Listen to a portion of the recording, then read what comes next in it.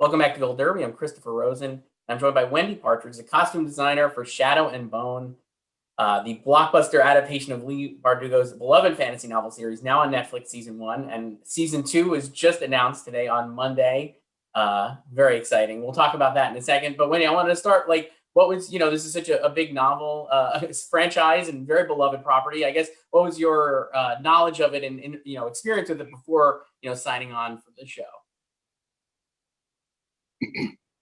Well, when I interviewed for the show, I knew nothing about it.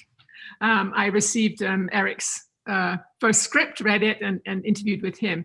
But I loved his first script and was very enthusiastic, and obviously got the job. I promptly then read all the books. So I read everything that was in that group of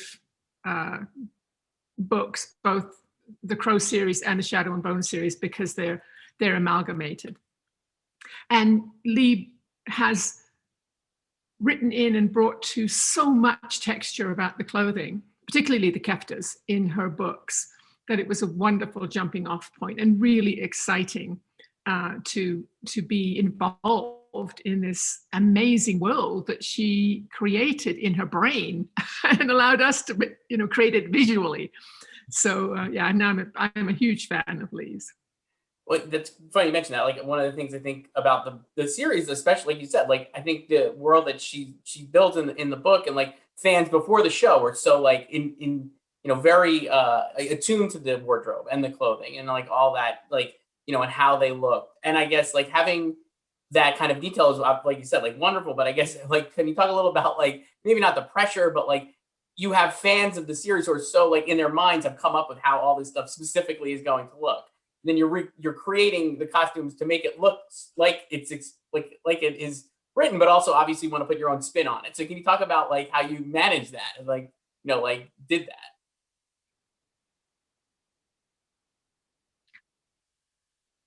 Well, I think one of the beauties of anytime you're doing a project from existing written matter is that it is in the imagination of the reader. And it's in the imagination of every reader. It's different. So it wouldn't matter which fan you spoke to, they would have their heartfelt feeling of what they had conjured up in their brain.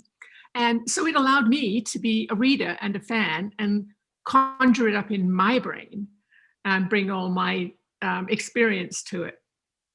It was definitely a challenge because Leigh puts together some color combinations that one normally wouldn't. And it was oh, do you really want red wool and, blue embroidery? And so that was in the book, it sounds, it's a lovely graphic way of expressing all the different disciplines that the Grisha have. But it was challenging. But it also meant that we got to manipulate it a little. We got to make it, visually work. And the one thing that we wanted to do for Shadow and Bone was create its own special world. Yes, it lives in approximately 1870. Yes, it lives approximately in Russia, Prussia. Yes, there are all these different ethnic groups that come into the show, but it needed to have its own flavor. If it was just a depiction of 1870s, it wouldn't be Leigh's vision. It wouldn't be another world. It needed to be slightly otherworldly. And that was delightful because it meant you weren't squished into this parallel universe of this is what the clothing looks like from 1860 to 1875 or whatever you want, whatever block you wanted to put it in. It meant that you could have some fluidity to it and bring the texture and levels to the show that it required to make it interesting. I've told the story many times, but one of the things that I absolutely loved was one of the first books that I read from Leigh was called The Language of the Thorns. And it's just a series of short stories. And it kind of gives you a bit of an essence of who Leigh is and how she takes on, certain subject matter. But one of these short stories started out with a little graphic in the corner of a bramble And then as you turn the pages, the brambles grew until you got to, they were short stories, so it was like 10 or 20 pages. When you got to the last page, the bramble had gone all the way around the page, and it was quite unnerving that there was this very prickly illustration. One of the requirements for the keftas is that they needed to be bulletproof. On top of everything else that was required of them, they needed to be bulletproof. And you're like, right. 1870s Kevlar, maybe not. So we came up with this beautiful, as inspiration from these graphics in her book, this beautiful thorny print that we put on everything under on all the textiles of the keftas. So that was our Juris-made bulletproofing that was woven into the fabric, was this thorny protection. So they were bulletproof, and they were like, so they did like armor. And it was one of my favorite things, like a small little inspiration that came from something that Leigh wasn't even providing. The language of the thorns didn't even have anything to do with shadow and bone, but it was that was one of the base inspirations for the keftas. That's amazing. And can you talk a little about like the intricacies of the keftas, and like it's just they're so gorgeous, and they're so like you could see the detail on the coat. You know what I mean? Everything looks, and the show looks like $1 million basically, right? Like I think it's like really, and I think that's something that the fan base has really responded to in a great way. I guess, can you talk about like actually like having to like, once you design these clothes and like decide on that, like having to actually execute that and make sure it like looks good, and like is wearable, and like kind of people can move in this stuff while also making it look like you want it to look. I guess it seems so complicated. It was very complicated, I won't lie. It was a very complicated undertaking, because there were 8 different disciplines. So that meant, inferni or tide makers, or there's all these different disciplines. So there are 8 different disciplines, and we had to make them for men and women. And then we had to make them for their army version, their everyday version, and their party version. So that's 16 times 3 right there is 48. And then we had to make at least 3 sizes in every one of those. So the first 250 keftas we made were basically one off. What size, it was very complicated. And all of this embroidery was bullion.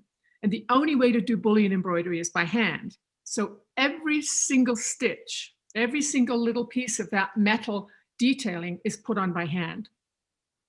And it was all done in India.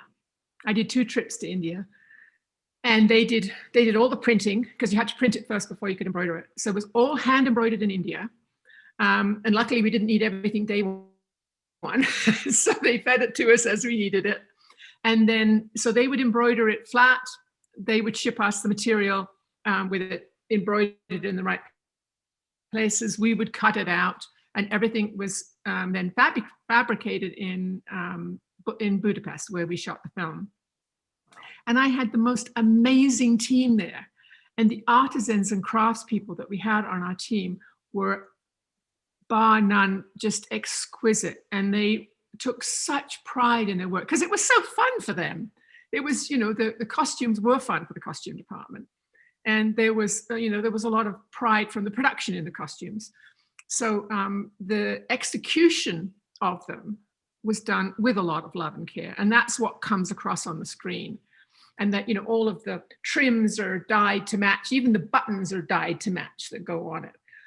So all the little details that make it look like this was planned and designed and come together. Everything was, was a massive logistical issue. But we did it with a lot of good humor. Yeah.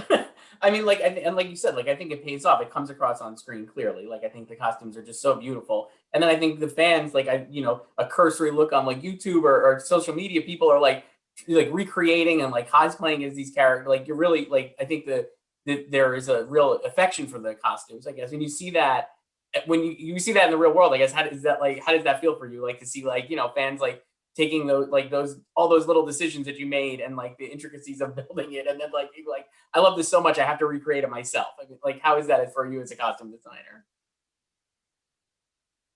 Well, it's interesting. I don't know where people get my email, but I just even got one today going, I have this character that I'm putting in the passion play and I love the keftas and I would love to do it. How did you do that? And I'm like, oh gosh. So that's, it's heartwarming. It's heartwarming as a designer when you get a real visceral response from people about the work. And it doesn't happen very often. I mean, you work as hard on any show, whether it's a success or not.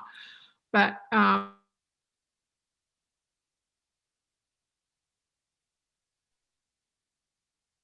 was reading one cosplay article where the woman says, the person says something like, "Why would you do it with bullion when you could do it with machine done embroidery?" I'm like, well,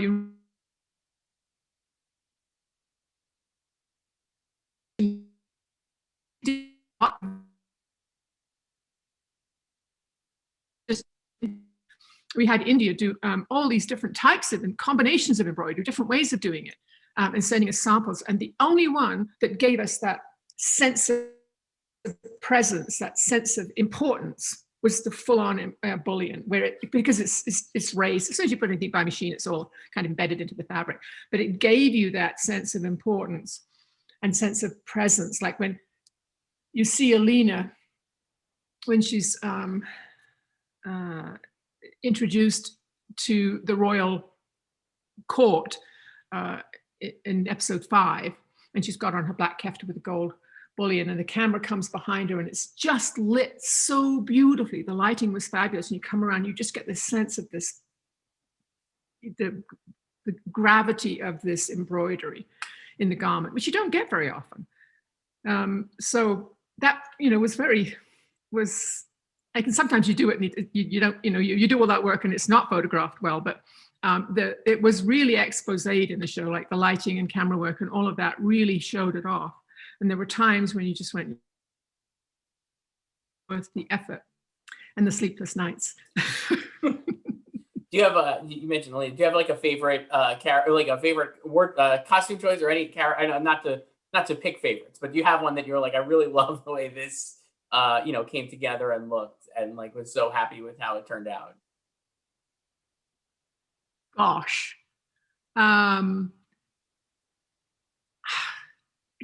One of the characters I really love is Nina. I know she's not one of the main 6, but I loved just the way that it just, everything about her, the slightly Celtic, everything just felt like delicious and wonderful. And, we see her in the worst, we see her in the absolute worst of conditions. I absolutely love designing for that character. The keftas were such a passion. You can't pick one, although I really did like Jenya's cream version. The cream one was, I had to have a favorite of all the keftas. It was the cream on cream. It was just, it was just delicious. But there were, I also loved the back of Kerrigan's. We didn't get too many shots of it, but the back, the way it splayed out, it was like this tree that encompassed the entire part of his back, all the way from the hem of his garment and up over the shoulders. And it just felt like his shadow encompassed him as much as he would his discipline to manipulate shadow. I felt like his kefta had really encompassed him in that sense.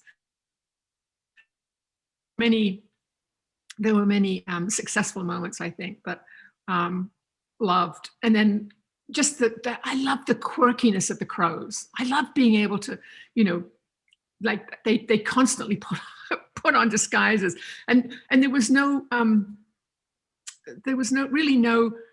envelope they had.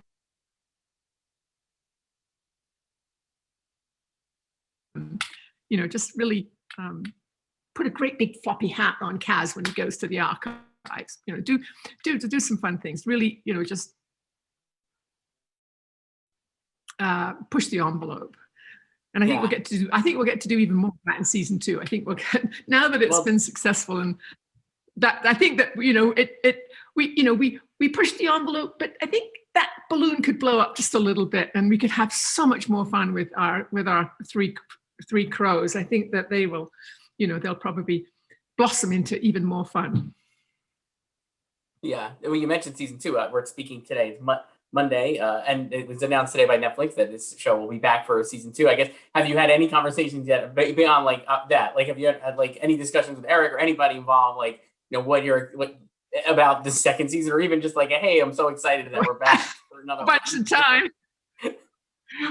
Oh yes, I had a million questions. So I was talking to Eric for a whole bunch of time last night about what we, you know, the flavor of season 2, and he's like, more of season 1. Just keep it going. So yeah, it's gonna be more is more. It's gotta be. Wendy Partridge, the costume designer for Shadow and Bone, season 1 available now on Netflix. Season 2 coming soon. Thank you so much, Wendy. Appreciate it. It was nice talking to you. My pleasure. Anytime. Thank you, Christopher.